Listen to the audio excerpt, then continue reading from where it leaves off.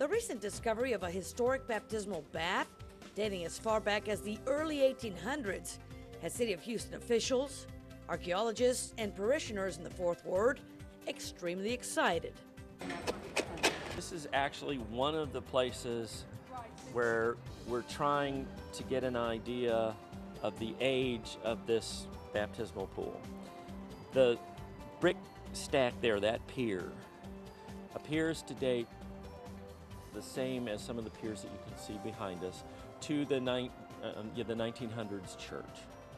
The historic find took place in May while workers were in the process of rebuilding and renovating Bethel Missionary Baptist Church. But it looks like it may come all the way across, and if it does, this is the original pool. Pastor Robert Robinson Jr. is so proud to have this miracle happen in his church. Huge. It is huge because it is letting us know that, we knew that was history there, but now we have a final chance to get a chance to see some of the early history, and also get a chance to see what was told to me when I came here 22 years ago by some of the elderly members about what is under the church.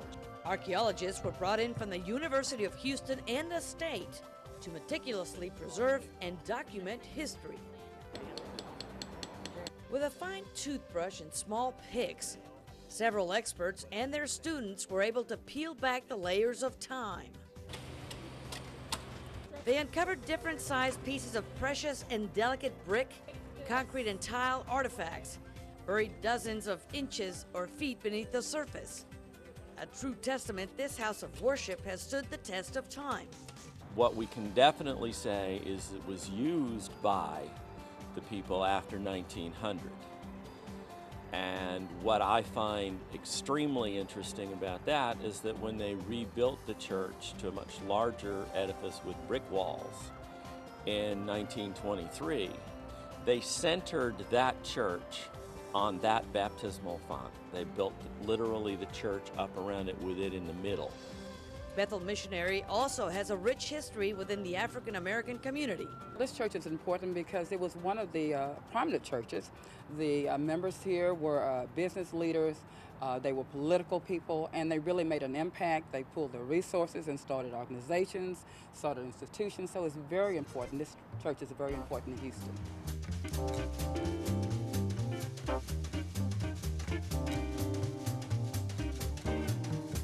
Not too far from here is the famous Freemanstown.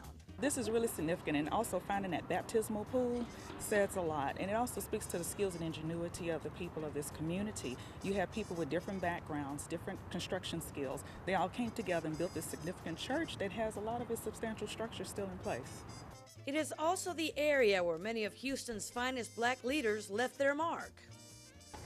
I think it's interesting not only archaeologically, but to us it's very special from the community point of view too, because the church community that sprang from this place, Jack Yates, as we all know, was one of Houston's first leaders and African American leaders, and he built Antioch down the street, and then he came here and built Bethel. And so to us it's like a place that the leadership of Black Houston really sprang from in a way, and this whole community, Freemanstown, is like that.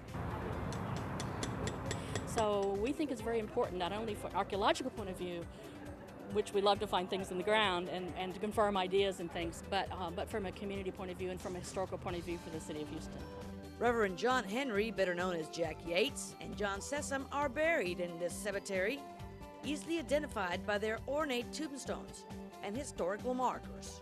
How they had to go through their transition of building a church and raising the funds, and then not only that, Jack Yates' teaching of how the people had to become more, interested in education and owning their own businesses and attending church. Although officials don't have an exact value on their findings, at least they can say it has only grown more valuable through time.